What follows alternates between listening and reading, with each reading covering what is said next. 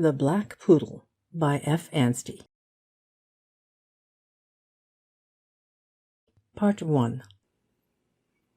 I have set myself the task of relating, in the course of this story, without suppressing or altering a single detail, the most painful and humiliating episode of my life. I do this not because it will give me the least pleasure, but simply because it affords me an opportunity of extenuating myself, which has hitherto been wholly denied to me. As a general rule, I am quite aware that to publish a lengthy explanation of one's conduct in any questionable transaction is not the best means of recovering a lost reputation. But in my own case, there is one to whom I shall never more be permitted to justify by word of mouth, even if I found myself able to attempt it. And as she could not possibly think worse of me than she does at present, I write this, knowing it can do me no harm, and faintly hoping that it may come to her notice and suggest a doubt whether I am quite so unscrupulous a villain, so consummate a hypocrite, as I have been forced to appear in her eyes. The bare chance of such a result makes me perfectly indifferent to all else. I cheerfully expose to the derision of the whole reading world the story of my weakness and my shame, since by doing so I may possibly rehabilitate myself somewhat in the good opinion of one person. Having said so much, I will begin my confession without further delay. My name is Algernon Weatherhead, and I may add that I am in one of the government departments, that I am an only son, and live at home with my mother. We had a house at Hammersmith until just before the period covered by this history, when, our lease expiring, my mother decided that my health required country air at the close of the day, and so we took a desirable villa residence on one of the many new building estates which have lately sprung up in such profusion in the home counties. We have called it Wisteria Villa.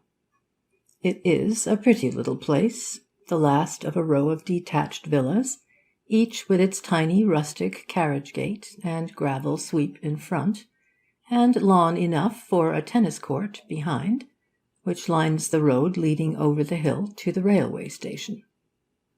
I could certainly have wished that our landlord, shortly after giving us the agreement, could have found some other place to hang himself in than one of our attics, for the consequence was that a housemaid left us in violent hysterics about every 2 months, having learned the tragedy from the tradespeople, and naturally seen a somethink immediately afterward. Still, it is a pleasant house, and I can now almost forgive the landlord for what I shall always consider an act of gross selfishness on his part. In the country, even so near town, a next-door neighbour is something more than a mere numeral. He is a possible acquaintance, who will at least consider a newcomer as worth the experiment of a call. I soon knew that Shutter Garden, the next house to our own, was occupied by a Colonel Curry, a retired Indian officer, and often, as across the low boundary wall I caught a glimpse of a graceful girlish figure flitting about among the rose bushes in the neighbouring garden, I would lose myself in pleasant anticipations of a time not too far distant when the wall which separated us would be, metaphorically, levelled. I remember, how vividly, the thrill of excitement with which I heard from my mother, on returning from town one evening, that the Currys had called, and seemed disposed to be all that was neighbourly and kind. I remember, too, the Sunday afternoon on which I returned their call, alone, as my mother had already done so during the week. I was standing on the steps of the Colonel's villa, waiting for the door to open, when I was startled by a furious snarling and yapping behind, and, looking round, discovered a large poodle in the act of making for my legs. He was a coal-black poodle, with half of his right ear gone, and absurd little thick moustaches at the end of his nose. He was shaved in the sham lion fashion, which is considered, for some mysterious reason, to improve a poodle, but the barber had left sundry little tufts of hair, which studded his haunches capriciously. I could not help being reminded, as I looked at him, of another black poodle, which Faust entertained for a short time, with unhappy results, and I thought that a very moderate degree of incantation would be enough to bring the fiend out of this brute. He made me intensely uncomfortable, for I am of a slightly nervous temperament, with a constitutional horror of dogs, and a liability to attacks of diffidence on performing the ordinary social rites under the most favourable conditions. And certainly the consciousness that a strange and apparently savage dog was engaged in worrying the heels of my boots was the reverse of reassuring. The Curry family received me with all possible kindness. "So charmed to make your acquaintance, Mr. Weatherhead," said Mrs. Curry, as I shook hands. "I see," she added pleasantly, "you've brought the doggie in with you." As a matter of fact, I had brought the doggie in at the ends of my coat-tails, but it was evidently no unusual occurrence for visitors to appear in this undignified manner, for she detached him quite as a matter of course, and as soon as I was sufficiently collected we fell into conversation. I discovered that the Colonel and his wife were childless, and the slender willowy figure I had seen across the garden wall was that of Lilian Roseblade, their niece and adopted daughter. She came into the room shortly afterward, and I felt, as I went through the form of an introduction, that her sweet, fresh face, shaded by soft masses of dusky brown hair, more than justified all the dreamy hopes and fancies with which I had looked forward to that moment. She talked to me in a pretty, confidential, appealing way, which I have heard her dearest friends censure as childish and affected. But I thought then that her manner had an indescribable charm and fascination about it, and the memory of it makes my heart ache now with a pang that is not all pain. Even before the Colonel made his appearance, I had begun to see that my enemy, the poodle, occupied an exceptional position in that household. It was abundantly clear by the time I took my leave. He seemed to be the centre of their domestic system, and even lovely Lilian revolved contentedly around him as a kind of satellite. He could do no wrong in his owner's eyes. His prejudices, and he was a narrow-minded animal, were rigorously respected, and all domestic arrangements were made with a primary view to his convenience. I may be wrong, but I cannot think that it is wise to put any poodle upon such a pedestal as that. How this one in particular, as ordinary a quadruped as ever breathed, had contrived to impose thus upon his infatuated proprietors, I never could understand, but so it was. He even engrossed the chief part of the conversation, which, after any lull, seemed to veer round to him by a sort of natural law. I had to endure a long biographical sketch of him, what a society paper would call an anecdotal photo, and each fresh anecdote seemed to me to exhibit the depraved malignity of the beast in a more glaring light, and render the doting admiration of the family more astounding than ever. "Did you tell Mr. Weatherhead, Lily, about Bingo?" Bingo was the poodle's preposterous name. "And Tax?" "No? Oh, I must tell him that. It'll make him laugh. Tax is our gardener down in the village. Do you know Tax? Well, Tax was up here the other day, nailing up some trellis work at the top of a ladder, and all the time there was Master Bingo sitting quietly at the foot of it, looking on. wouldn't leave it on any account. Tax said he was quite company for him. Well, at last, when Tax had finished, and was coming down, what do you think that rascal there did? Just sneaked quietly up behind and nipped him in both calves, and ran off. Been looking out for that the whole time. Ha, ha, ha! Deep that, eh?" I agreed, with an inward shudder, that it was very deep, thinking privately that if this was a specimen of Bingo's usual treatment of the natives, it would be odd if he did not find himself still deeper before, probably just before, he died. "Poor faithful old doggie," murmured Mrs. Curry. "He thought Tax was a nasty burglar, didn't he? He wasn't going to see master robbed, was he?" "Capital house dog, sir," struck in the Colonel. "Gad, I shall never forget how he made poor Heavysides run for it the other day. Ever met Heavysides of the Bombay Fusiliers? Well, Heavysides was staying here, and the dog met him one morning as he was coming down from the bathroom. Didn't recognize him in pyjamas and a dressing-gown, of course, and made at him. He kept poor old Heavysides outside the landing window on top of the cistern for 1/4 of an hour, till I had to come and raise the siege." Such were the stories of that abandoned dog's blunder-headed ferocity, to which I was forced to listen, while all the time the brute sat opposite me on the hearthrug, blinking at me from under his shaggy mane with his evil, bleared eyes, and deliberating where he would have me when I rose to go.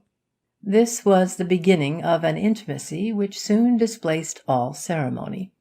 It was very pleasant to go in there after dinner, even to sit with the Colonel over his claret and hear more stories about Bingo, for afterward I could go into the pretty drawing-room and take my tea from Lilian's hands, and listen while she played Schubert to us in the summer twilight. The poodle was always in the way, to be sure, but even his ugly black head seemed to lose some of its ugliness and ferocity when Lilian laid her pretty hand on it. On the whole, I think that the Curry family were well disposed toward me, the Colonel considering me as a harmless specimen of the average eligible young man, which I certainly was, and Mrs. Curry showing me favour for my mother's sake, for whom she had taken a strong liking. As for Lilian, I believed I saw that she soon suspected the state of my feelings toward her, and was not displeased by it. I looked forward with some hopefulness to a day when I could declare myself with no fear of a repulse. But it was a serious obstacle in my path that I could not secure Bingo's good opinion on any terms. The family would often lament this pathetically themselves. "You see," Mrs. Curry would observe in apology, "Bingo is a dog that does not attach himself easily to strangers." Though, for that matter, I thought he was unpleasantly ready to attach himself to me. I did try hard to conciliate him. I brought him propitiatory buns, which was weak and ineffectual, as he ate them with avidity and hated me as bitterly as ever, for he had conceived from the first a profound contempt for me, and a distrust which no blandishments of mine could remove. Looking back now, I am inclined to think it was a prophetic instinct that warned him of what was to come upon him through my instrumentality. Only his approbation was wanting to establish for me a firm footing with the Currys, and perhaps determine Lilian's wavering heart in my direction. But though I wooed that inflexible poodle with an assiduity I blush to remember, he remained obstinately firm. Still, day by day, Lilian's treatment of me was more encouraging. Day by day I gained in the esteem of her uncle and aunt. I began to hope that soon I should be able to disregard canine influence altogether. Now there was one inconvenience about our villa, besides its flavour of suicide, which it is necessary to mention here. By common consent, all the cats of the neighbourhood had selected our garden for their evening reunions. I fancy that a tortoise-shell kitchen cat of ours must have been a sort of leader of local feline society. I know she was at home, with music and recitations, on most evenings. My poor mother found this to interfere with her after-dinner nap, and no wonder, for if a cohort of ghosts had been shrieking and squealing, as Calpurnia puts it, in our back garden, or it had been fitted up as a creche for a nursery of goblin infants in the agonies of teething, the noise could not possibly have been more unearthly. We sought for some means of getting rid of the nuisance. There was poison, of course, but we thought it would have an invidious appearance, and even lead to legal difficulties, if each dawn were to discover an assortment of cats expiring in hideous convulsions in various parts of the same garden. Firearms, too, were open to objection, and would scarcely assist my mother's slumbers. So for some time we were at a loss for a remedy. At last, one day, walking down the Strand, I chanced to see, in an evil hour, what struck me as the very thing. It was an air-gun of superior construction, displayed in a gunsmith's window. I went in at once, purchased it, and took it home in triumph. It would be noiseless, and would reduce the local average of cats without scandal. 1 or 2 examples, and feline fashion would soon migrate to a more secluded spot. I lost no time in putting this to the proof. That same evening I lay in wait after dusk at the study window, protecting my mother's repose.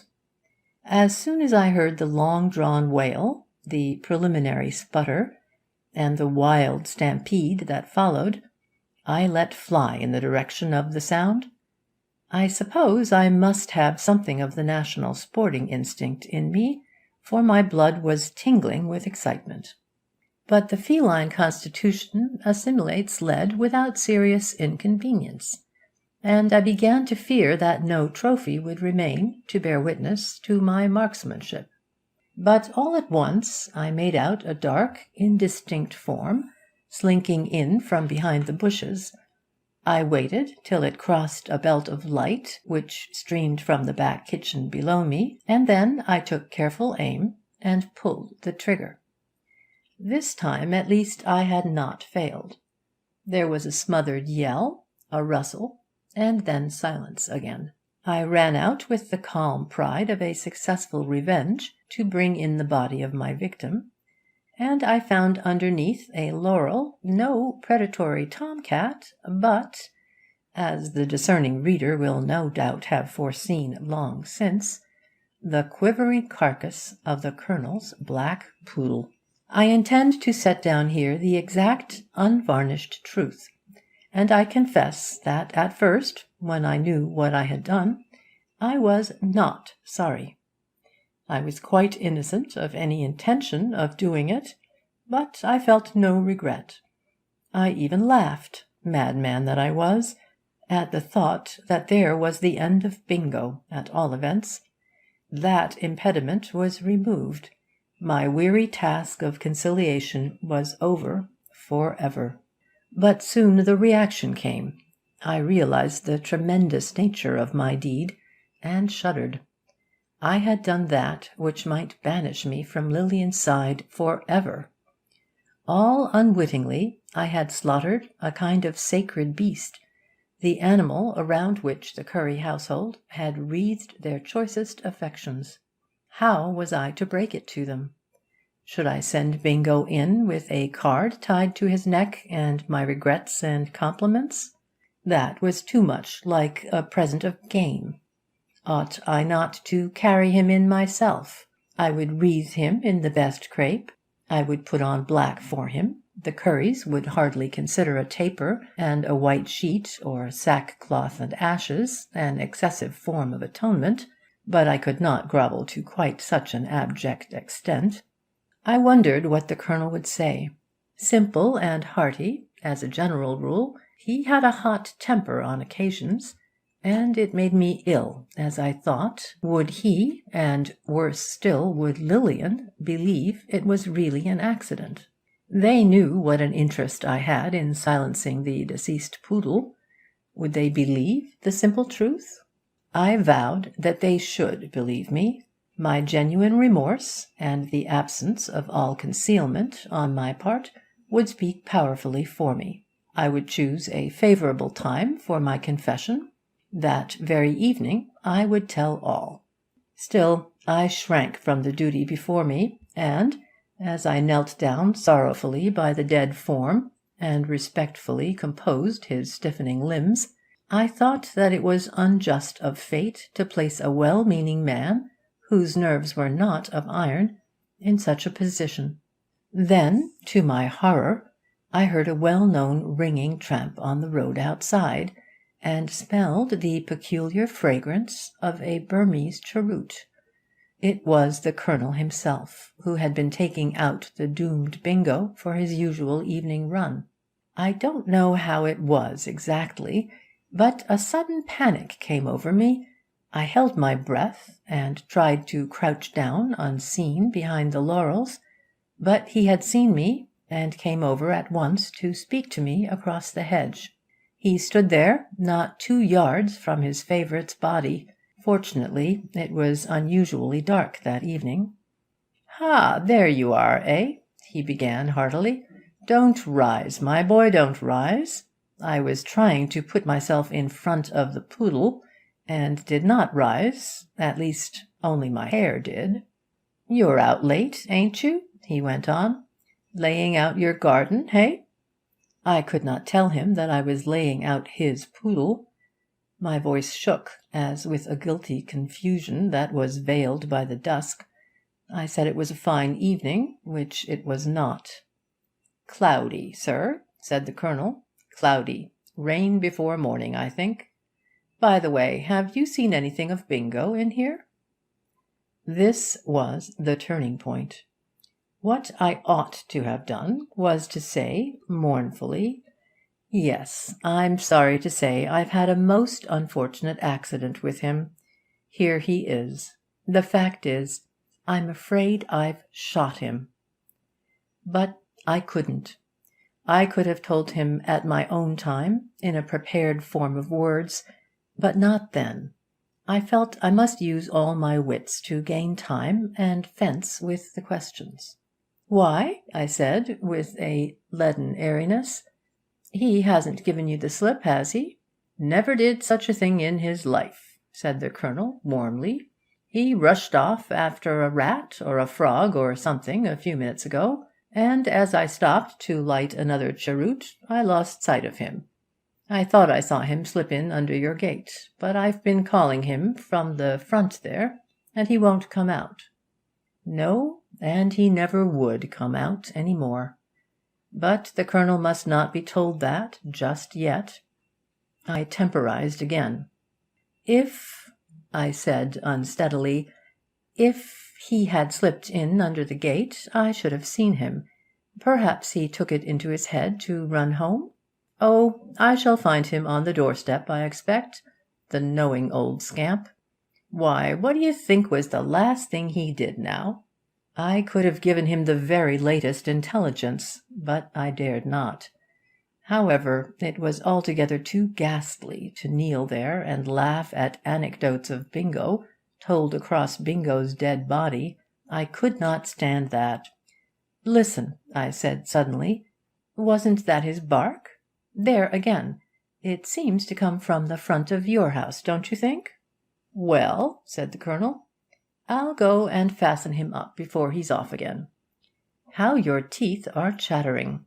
You've caught a chill, man. Go indoors at once, and if you feel equal to it, look in half an hour later, about grog time, and I'll tell you all about it. Compliments to your mother. Don't forget about grog time." I had got rid of him at last, and I wiped my forehead, gasping with relief. I would go round in half an hour, and then I should be prepared to make my melancholy announcement. For even then I never thought of any other course. until suddenly it flashed upon me with terrible clearness that my miserable shuffling by the hedge had made it impossible to tell the truth. I had not told a direct lie, to be sure, but then I had given the Colonel the impression that I had denied having seen the dog. Many people can appease their consciences by reflecting that, whatever may be the effect their words produce, they did contrive to steer clear of a downright lie. I never quite knew where the distinction lay morally, but there is that feeling. I have it myself. Unfortunately, prevarication has this drawback, that if ever the truth comes to light, the prevaricator is in just the same case as if he had lied to the most shameless extent. And for a man to point out that the words he used contained no absolute falsehood will seldom restore confidence. I might, of course, still tell the Colonel of my misfortune, and leave him to infer that it had happened after our interview, but the poodle was fast becoming cold and stiff, and they would most probably suspect the real time of the occurrence. And then Lilian would hear that I had told a string of falsehoods to her uncle over the dead body of their idolized Bingo, an act, no doubt, of abominable desecration, of unspeakable profanity in her eyes. If it would have been difficult before to prevail on her to accept a blood-stained hand, it would be impossible after that. No, I had burned my ships. I was cut off forever from the straightforward course. That one moment of indecision had decided my conduct in spite of me. I must go on with it now, and keep up the deception at all hazards. It was bitter. I had always tried to preserve as many of the moral principles which had been instilled into me as can be conveniently retained in this grasping world, and it had been my pride that, roughly speaking, I had never been guilty of an unmistakable falsehood. But henceforth, if I meant to win Lilian, that boast must be relinquished for ever. I should have to lie now, with all my might, without limit or scruple, to dissemble incessantly and wear a mask, as the poet Bunn beautifully expressed it long ago, over my hollow heart. I felt all this keenly. I did not think it was right, but what was I to do? After thinking all this out very carefully, I decided that my only course was to bury the poor animal where he fell, and say nothing about it. With some vague idea of precaution, I first took off the silver collar he wore, and then hastily interred him with a garden trowel, and succeeded in removing all traces of the disaster. I fancy I felt a certain relief in the knowledge that there would now be no necessity to tell my pitiful story and risk the loss of my neighbour's esteem.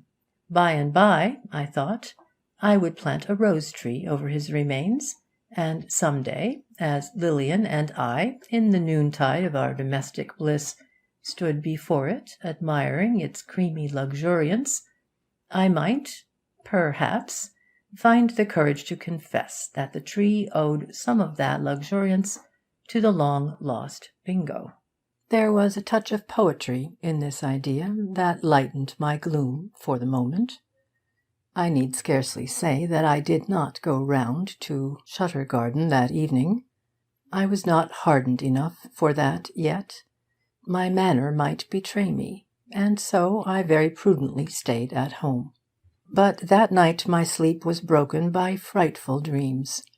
I was perpetually trying to bury a great gaunt poodle, which would persist in rising up through the damp mould as fast as I covered him up.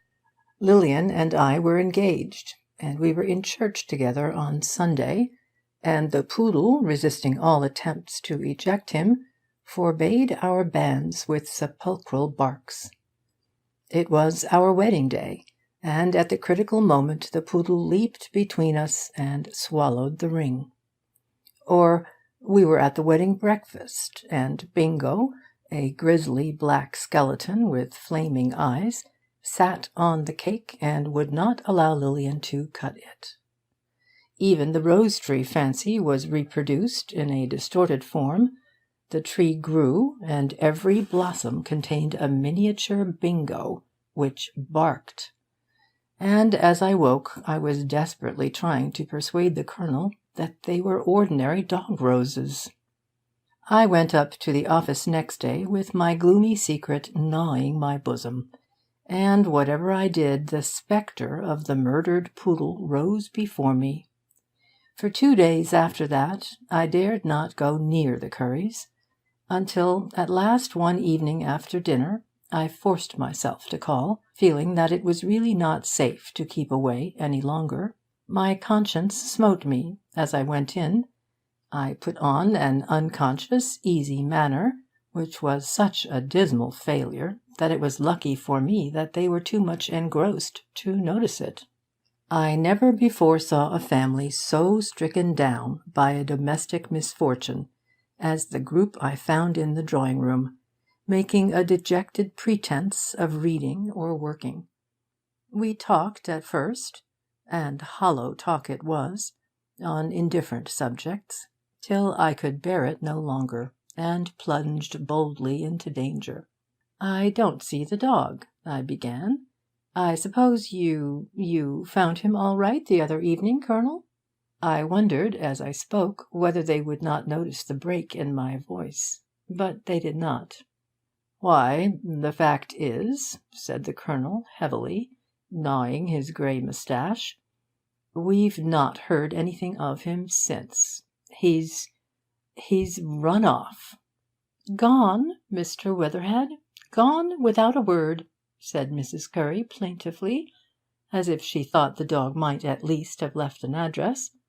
"I wouldn't have believed it of him," said the Colonel. "It has completely knocked me over. Haven't been so cut up for years, the ungrateful rascal." "Oh, uncle," pleaded Lilian, "don't talk like that. Perhaps Bingo couldn't help it. Perhaps someone has shot him." "Shot!" cried the Colonel angrily. "By heaven! If I thought there was a villain on earth capable of shooting that poor inoffensive dog, I'd— Why should they shoot him, Lilian? Tell me that. I hope you won't let me hear you talk like that again. You don't think he's shot, eh, Weatherhead?" I said, heaven forgive me, that I thought it highly improbable. "He's not dead," cried Mrs. Curry. "If he were dead, I should know it somehow. I'm sure I should. But I'm certain he's alive. Only last night I had such a beautiful dream about him. I thought he came back to us, Mr. Weatherhead, driving up in a hansom cab, and he was just the same as ever, only he wore blue spectacles, and the shaved part of him was painted a bright red. And I woke up with the joy. So, you know, it's sure to come true." It will be easily understood what torture conversations like these were to me, and how I hated myself as I sympathized and spoke encouraging words concerning the dog's recovery, when I knew all the time he was lying hid under my garden mould. But I took it as a part of my punishment, and bore it all uncomplainingly. Practice even made me an adept in the art of consolation. I believe I really was a great comfort to them. I had hoped that they would soon get over the first bitterness of their loss, and that Bingo would be first replaced and then forgotten in the usual way, but there seemed no signs of this coming to pass. The poor Colonel was too plainly fretting himself ill about it. He went pottering about forlornly, advertising, searching, and seeing people, but all, of course, to no purpose. And it told upon him. He was more like a man whose only son and heir had been stolen than an Anglo-Indian officer who had lost a poodle. I had to affect the liveliest interest in all his inquiries and expeditions, and to listen to and echo the most extravagant eulogies of the departed. And the wear and tear of so much duplicity made me at last almost as ill as the Colonel himself. I could not help seeing that Lilian was not nearly so much impressed by my elaborate concern as her relatives, and sometimes I detected an incredulous look in her frank brown eyes that made me very uneasy. Little by little a rift widened between us, until at last, in despair, I determined to know the worst before the time came when it would be hopeless to speak at all. I chose a Sunday evening, as we were walking across the green from the church in the golden dusk, and then I ventured to speak to her of my love. She heard me to the end, and was evidently very much agitated. At last she murmured that it could not be, unless— No, it never could be now. Unless what? I asked. Lilian, Miss Roseblade, something has come between us lately. You will tell me what that something is, won't you? Do you want to know, really? She said, looking up at me through her tears. Then I'll tell you. It's Bingo. I started back, overwhelmed. Did she know all? If not, how much did she suspect? I must find out that at once. What about Bingo? I managed to pronounce with a dry tongue. You never loved him when he was here, she sobbed. You know you didn't. I was relieved to find it was no worse than this. No, I said candidly, I did not love Bingo. Bingo didn't love me, Lilian. He was always looking out for a chance of nipping me somewhere. Surely you won't quarrel with me for that? Not for that, she said. Only, why do you pretend to be so fond of him now, and so anxious to get him back again? Uncle John believes you, but I don't. I can see quite well that you wouldn't be glad to find him. You could find him easily if you wanted to. What do you mean, Lilian? I said hoarsely. How could I find him? Again I feared the worst. You're in a government office, cried Lilian, and if you only chose you could easily get government to find Bingo. What's the use of government if it can't do that? Mr. Travers would have found him long ago if I'd asked him. Lilian had never been so childishly unreasonable as this before, and yet I loved her more madly than ever. But I did not like this allusion to Travers, a rising barrister, who lived with his sister in a pretty cottage near the station, and had shown symptoms of being attracted by Lilian. He was away on circuit just then, luckily, but at least even he would have found it a hard task to find Bingo. There was comfort in that. You know that isn't just, Lilian, I observed. But only tell me what you want me to do.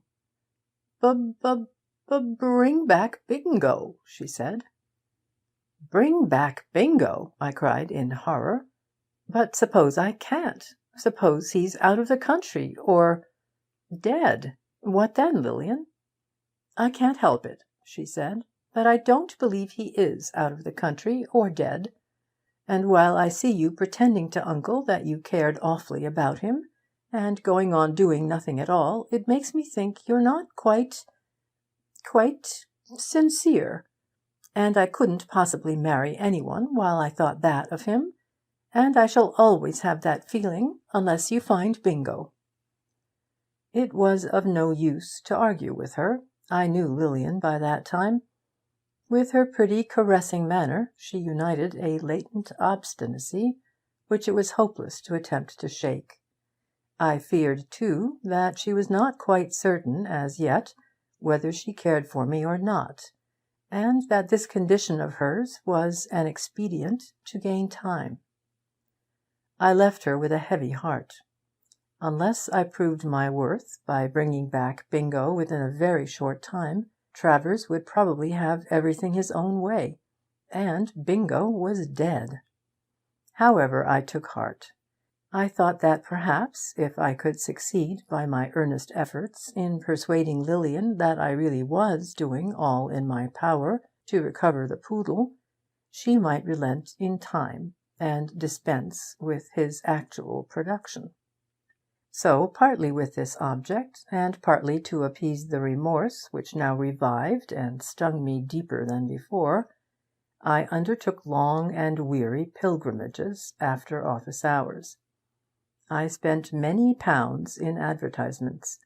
I interviewed dogs of every size, colour, and breed, and of course I took care to keep Lilian informed of each successive failure. But still her heart was not touched. She was firm. If I went on like that, she told me, I was certain to find Bingo one day. Then, but not before, would her doubts be set at rest. I was walking one day through the somewhat squalid district which lies between Bow Street and High Holborn, when I saw, in a small theatrical costumer's window, a handbill stating that a Black Poodle had followed a gentleman on a certain date, and if not claimed, and the finder remunerated before a stated time, would be sold to pay expenses.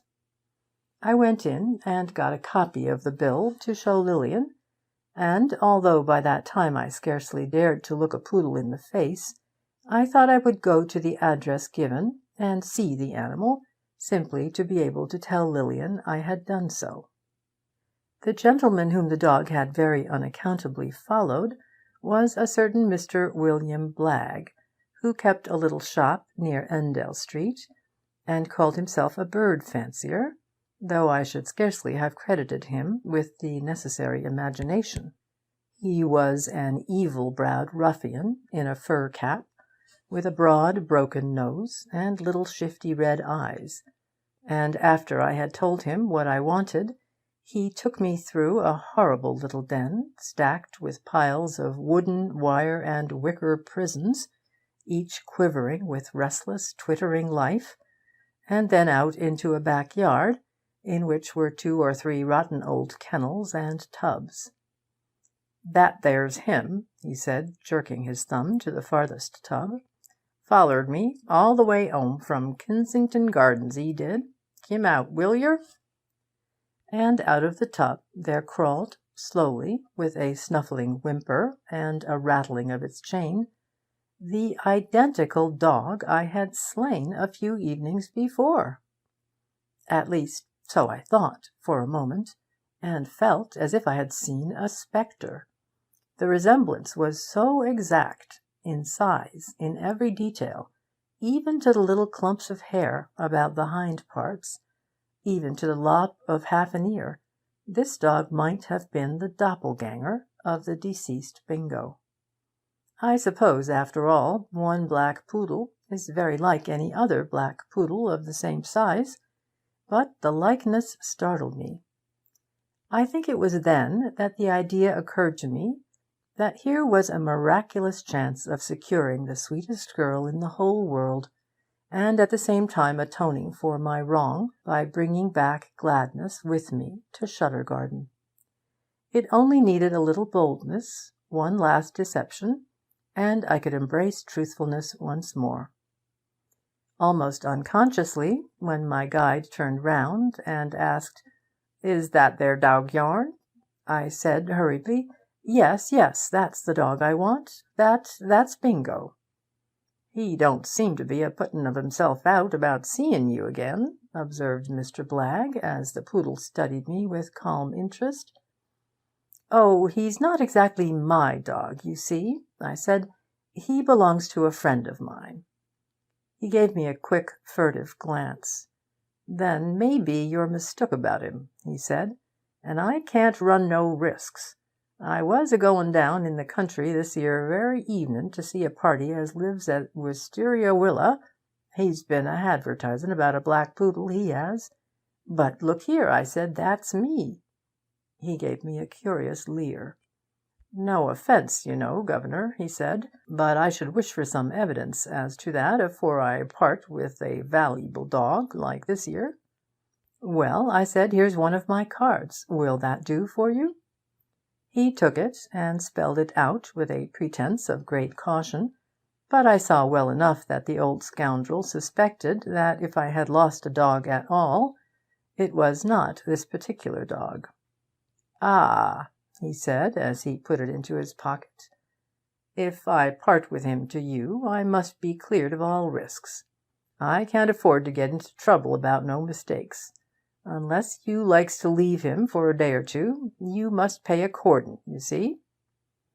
I wanted to get the hateful business over as soon as possible. I did not care what I paid. Lilian was worth all the expense. I said I had no doubt myself as to the real ownership of the animal, but I would give him any sum in reason, and would remove the dog at once. And so we settled it. I paid him an extortionate sum, and came away with a duplicate poodle, a canine counterfeit, which I hoped to pass off at Shutterguard as the long-lost Bingo. End of section 2. Part 2. I know it was wrong. It even came unpleasantly near dog-stealing. But I was a desperate man. I saw Lilian gradually slipping away from me. I knew that nothing short of this could ever recall her. I was sorely tempted. I had gone far on the same road already. It was the old story of being hung for a sheep. And so I fell. Surely some who read this will be generous enough to consider the peculiar state of the case, and mingle a little pity with their contempt. I was dining in town that evening, and took my purchase home by a late train. His demeanour was grave and intensely respectable. He was not the animal to commit himself by any flagrant indiscretion. He was gentle and tractable too, and in all respects an agreeable contrast in character to the original. Still, it may have been the after-dinner workings of conscience, but I could not help fancying that I saw a certain look in the creature's eyes, as if he were aware that he was required to connive at a fraud, and rather resented it. If he would only be good enough to back me up! Fortunately, however, he was such a perfect facsimile of the outward Bingo that the risk of detection was really inconsiderable. When I got him home, I put Bingo's silver collar round his neck, congratulating myself on my forethought in preserving it, and took him in to see my mother. She accepted him as what he seemed without the slightest misgiving. But this, though it encouraged me to go on, was not decisive. The spurious poodle would have to encounter the scrutiny of those who knew every tuft on the genuine animal's body. Nothing would have induced me to undergo such an ordeal as that of personally restoring him to the Curries. We gave him supper, and tied him up on the lawn, where he howled dolefully all night and buried bones.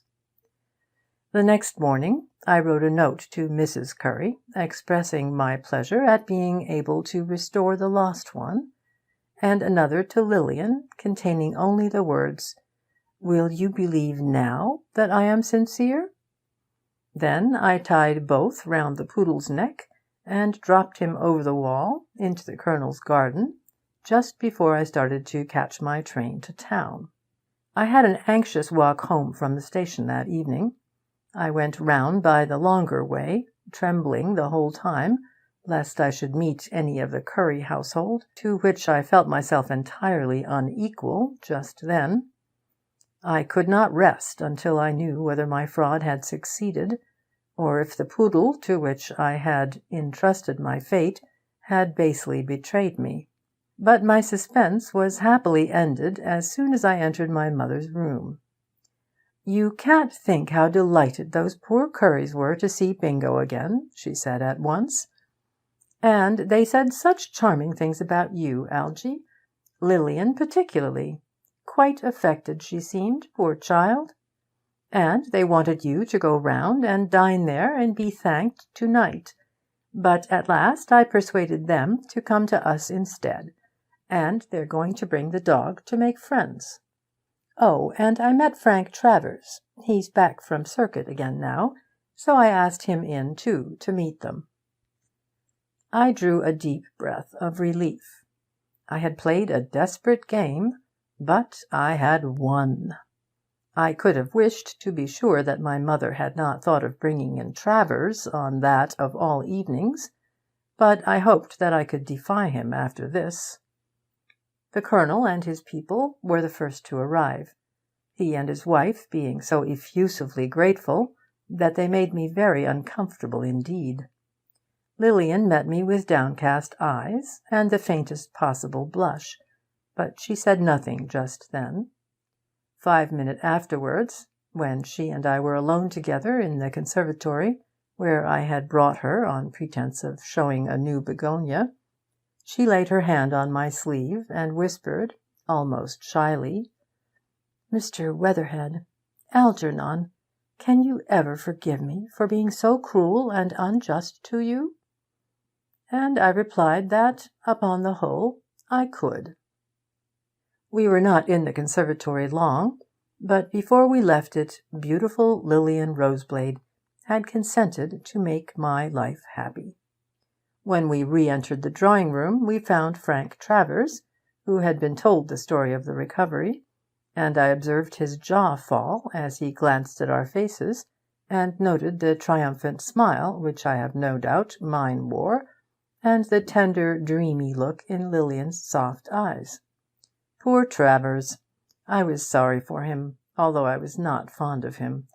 Travers was a good type of rising young common-law barrister, tall, not bad-looking, with keen dark eyes, black whiskers, and the mobile forensic mouth which can express every shade of feeling, from deferential assent to cynical incredulity. Possessed, too, of an endless flow of conversation that was decidedly agreeable, if a trifling too laboriously so. He had been a dangerous rival, but all that was over now.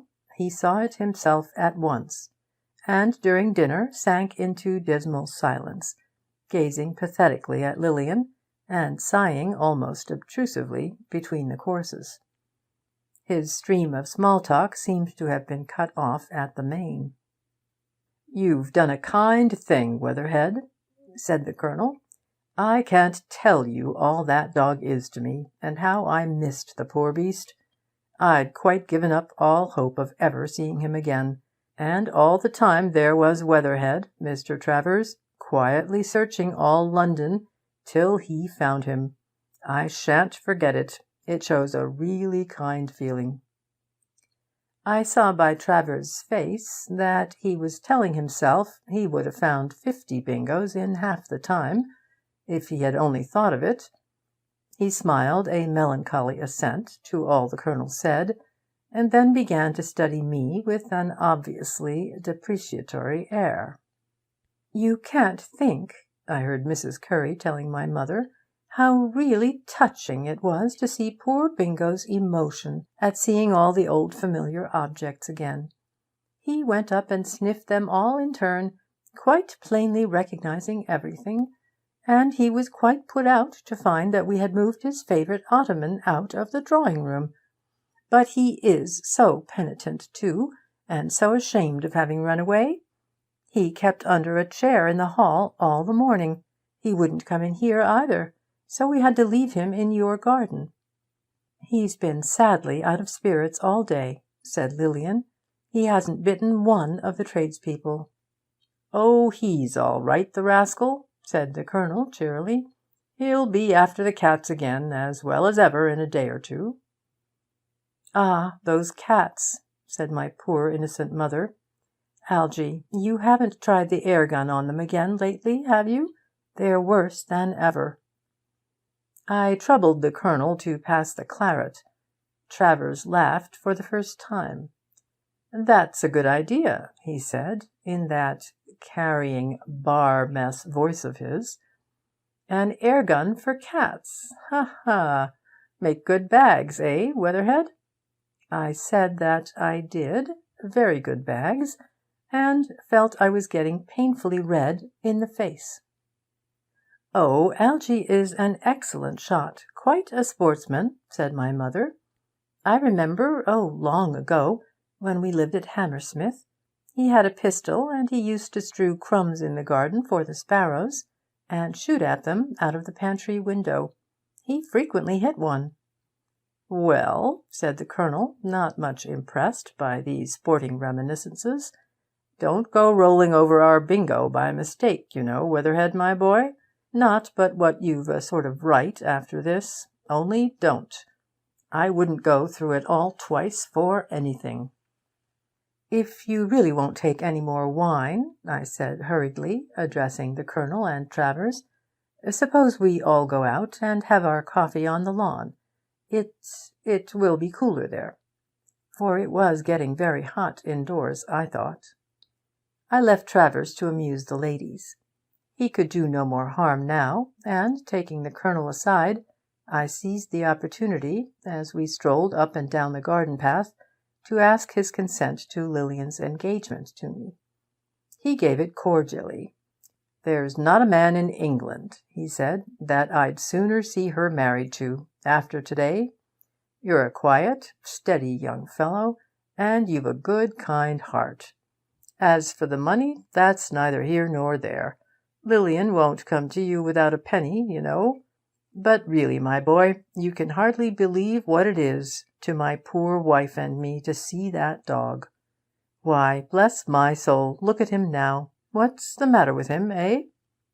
To my unutterable horror, I saw that miserable poodle, after begging unnoticed at the tea-table for some time, had retired to an open space before it, where he was industriously standing on his head. We gathered round and examined the animal curiously, as he continued to balance himself gravely in his abnormal position. "Good gracious, John!" cried Mrs. Curry. "I never saw Bingo do such a thing before in his life." "Very odd," said the Colonel, putting up his glasses. "Never learned that from me." "I tell you what I fancy it is," I suggested wildly. "You see, he was always a sensitive, excitable animal, and perhaps the sudden joy of his return has gone to his head, upset him, you know."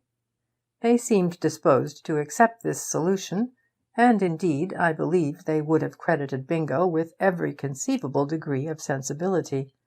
But I felt myself that if this unhappy animal had many more of these accomplishments, I was undone, for the original Bingo had never been a dog of parts. "It's very odd," said Travers reflectively, as the dog recovered his proper level, "but I always thought that it was half the right ear that Bingo had lost."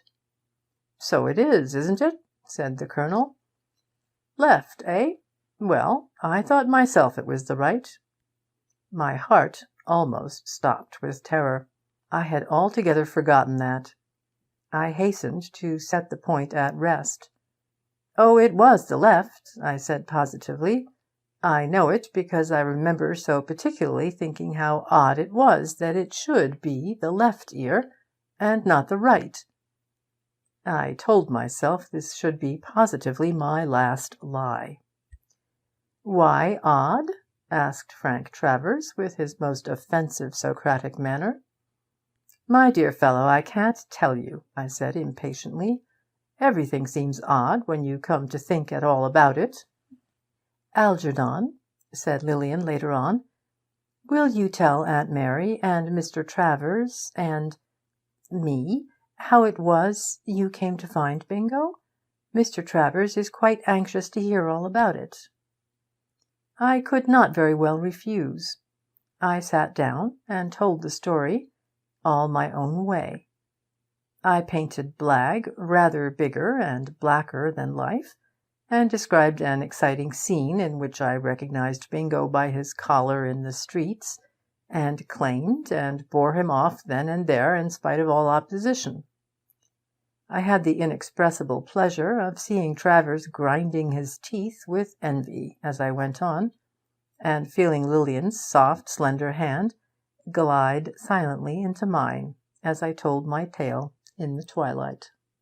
All at once just as I reached the climax, we heard the poodle barking furiously at the hedge which separated my garden from the road. "There's a foreign-looking man staring over the hedge," said Lilian. "Bingo always did hate foreigners." There certainly was a swarthy man there, and though I had no reason for it then, somehow my heart died within me at the sight of him.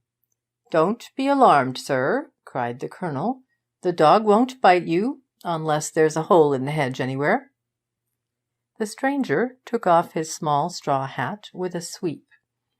"Ah, I am not afraid," he said, and his accent proclaimed him a Frenchman. "He is not enraged at me. May I ask, is it permit to speak with Mr. Vézered?" I felt I must deal with this person alone, for I feared the worst. And asking them to excuse me, I went to the hedge, and faced the Frenchman with the frightful calm of despair. He was a short, stout little man, with blue cheeks, sparkling black eyes, and a vivacious, walnut-coloured countenance. He wore a short black alpaca coat, and a large white cravat, with an immense oval malachite brooch in the centre of it, which I mention because I found myself staring mechanically at it during the interview. "My name is Weatherhead," I began, with the bearing of a detected pickpocket. "Can I be of any service to you?" "Of great service," he said emphatically. "You can restore to me the poodle which I see there."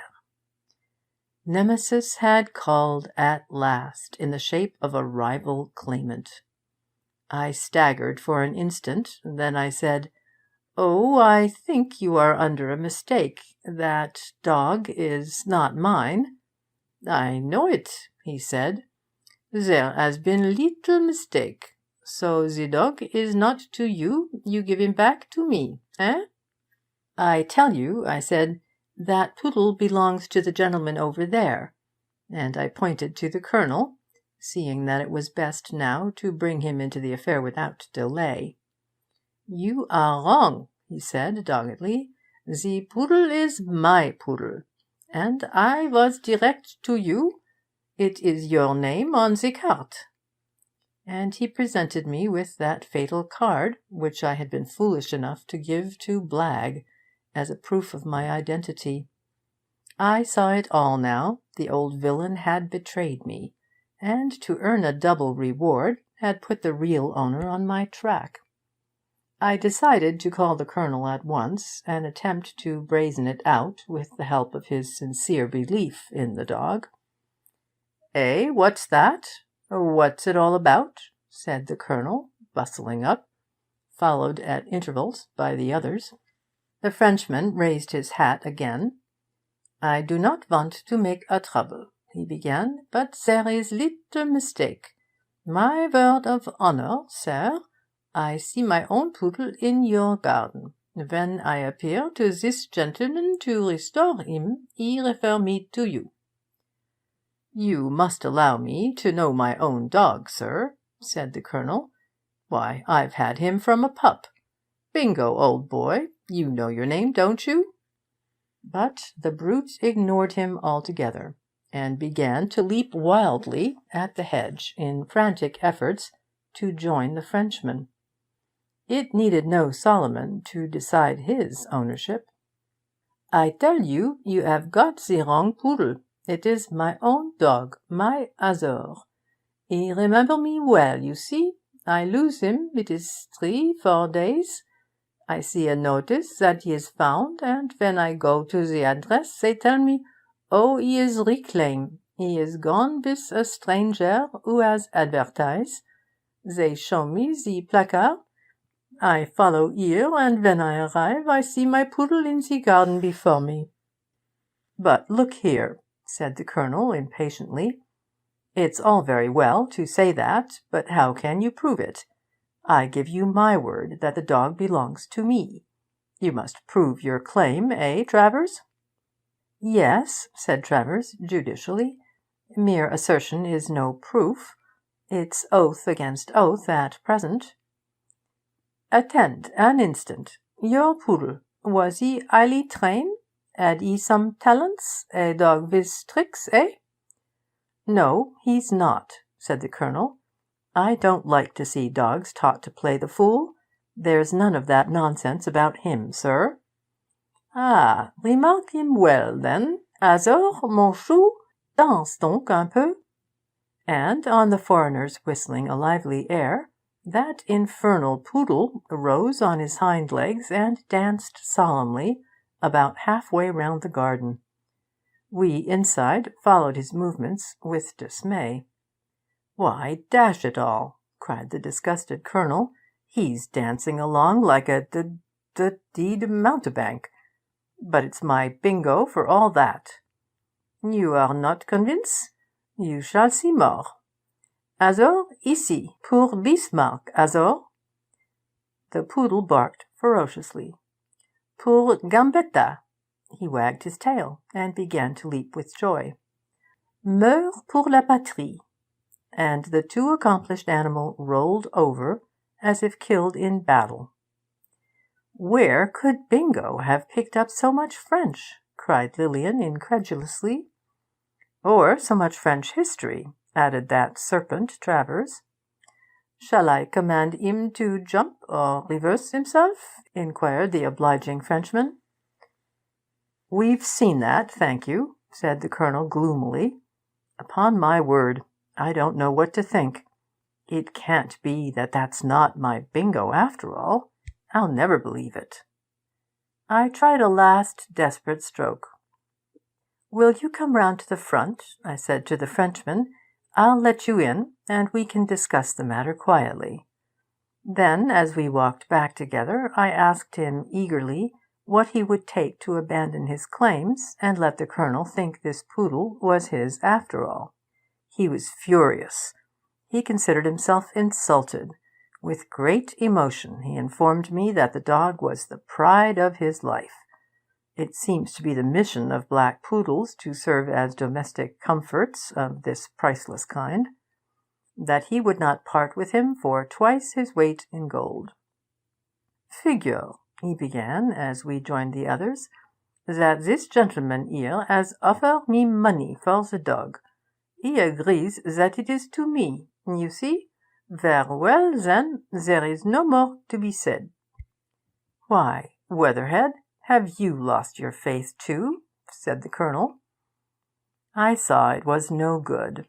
All I wanted now was to get out of it creditably and get rid of the Frenchman. "I'm sorry to say," I replied, "that I'm afraid I've been deceived by the extraordinary likeness. I don't think, on reflection, that is Bingo." "What do you think, Travers?" asked the Colonel. "Well, since you ask me," said Travers, with quite unnecessary dryness, "I never did think so." "Nor I," said the Colonel. "I thought from the first that was never my Bingo. Why, Bingo would make two of that beast." And Lilian and her aunt both protested that they had had their doubts from the first.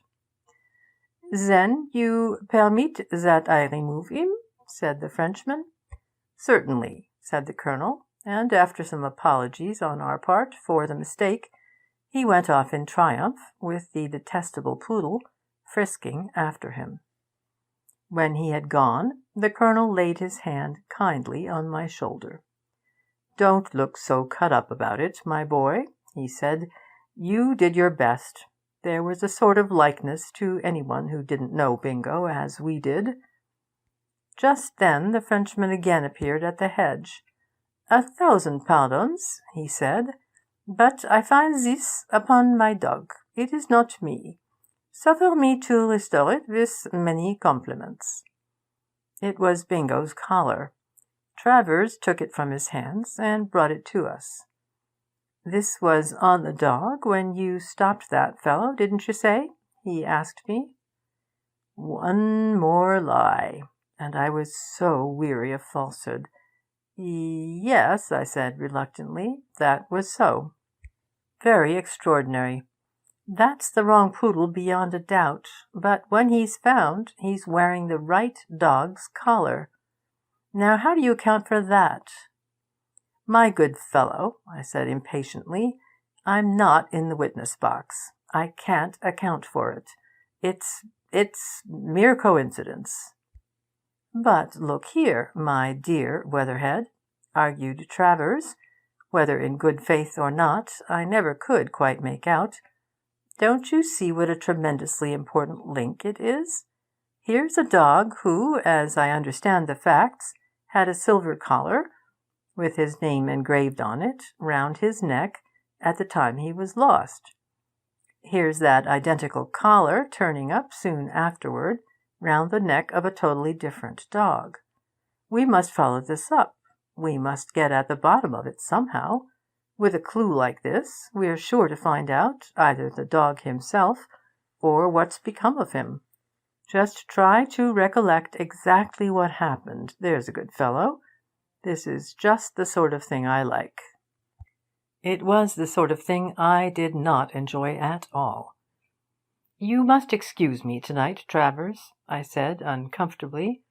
"You see, just now it's rather a sore subject for me, and I'm not feeling very well." I was grateful just then for a reassuring glance of pity and confidence from Lilian's sweet eyes, which revived my drooping spirits for the moment.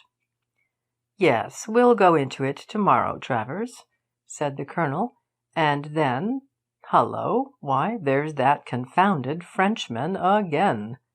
It was indeed. He came prancing back delicately, with a malicious enjoyment on his wrinkled face. "Once more I return to apologize," he said. "My poodle has permit himself the grave indiscretion to make a very big hole at the bottom of the garden." I assured him that it was of no consequence. "Perhaps," he replied, looking steadily at me through his keen, half-shut eyes, "you will not say that when you regard the hole. And you others, I speak to you. Sometimes one loses a something which is quite near all the time. It is very droll, eh? My word! Ha, ha, ha!" And he ambled off with an aggressively fiendish laugh that chilled my blood. "What the deuce did he mean by that, eh?" said the Colonel blankly. "Don't know," said Travers. "Suppose we go and inspect the hole." But before that I had contrived to draw near it myself, in deadly fear lest the Frenchman's last words had contained some innuendo which I had not understood. It was light enough still for me to see something, at the unexpected horror of which I very nearly fainted. That thrice accursed poodle, which I had been insane enough to attempt to foist upon the Colonel, must, it seems, have buried his supper the night before very near the spot in which I had laid Bingo, and in his attempts to exhume his bone had brought the remains of my victim to the surface. There the corpse lay, on the very top of the excavations. Time had not, of course, improved its appearance, which was ghastly in the extreme, but still plainly recognizable by the eye of affection. "It's a very ordinary hole," I gasped, putting myself before it and trying to turn them back. "Nothing in it, nothing at all." "Except one Algernon Weatherhead, Esquire, eh?" whispered Travers jocosely in my ear. "No, but," persisted the Colonel, advancing, "look here, has the dog damaged any of your shrubs?" "No, no," I cried piteously, "quite the reverse. Let's all go indoors now, it's getting so cold." "See, there is a shrub or something uprooted," said the Colonel, still coming nearer that fatal hole. "Why, hullo, look there! What's that?" Lilian, who was by his side, gave a slight scream. "Uncle," she cried, "it looks like Bingo!" The Colonel turned suddenly upon me. "Do you hear?" he demanded in a choked voice. You hear what she says? Can't you speak out? Is that our Bingo?" I gave it up at last. I only longed to be allowed to crawl away under something. "Yes," I said in a dull whisper, as I sat down heavily on a garden seat. "Yes, that's Bingo. Misfortune. Shoot him. Quite an accident." There was a terrible explosion after that. They saw at last how I had deceived them, and put the very worst construction upon everything. Even now I writhe impotently at times, and my cheeks smart and tingle with humiliation as I recall that scene, the Colonel's very plain speaking, Lilian's passionate reproaches and contempt, and her aunt's speechless prostration of disappointment. I made no attempt to defend myself. I was not, perhaps, the complete villain they deemed me, but I felt dully that no doubt it all served me perfectly right. Still, I do not think I am under any obligation to put their remarks down in black and white here. Travers had vanished at the first opportunity, whether out of delicacy or the fear of breaking out into unseasonable mirth, I cannot say. And shortly afterward the others came to where I sat, silent, with bowed head, and bade me a stern and final farewell. And then, as the last gleam of Lilian's white dress vanished down the garden path, I laid my head down on the table among the coffee cups, and cried like a beaten child. I got leave as soon as I could, and went abroad. The morning after my return, I noticed, while shaving, that there was a small square marble tablet placed against the wall of the Colonel's garden. I got my opera glass and read, and pleasant reading it was, the following inscription: "In affectionate memory of Bingo, secretly and cruelly put to death, in cold blood, by a neighbour and friend. June 1881." If this explanation of mine ever reaches my neighbours' eyes, I humbly hope they will have the humanity either to take away or tone down that tablet. They cannot conceive what I suffer when curious visitors insist, as they do every day, on spelling out the words from our windows and asking me countless questions about them. Sometimes I meet the Curries about the village, and as they pass me with averted heads, I feel myself growing crimson. Travers is almost always with Lilian now. He has given her a dog, a fox terrier, and they take ostentatiously elaborate precautions to keep it out of my garden. I should like to assure them here that they need not be under any alarm. I have shot one dog. End of section 3.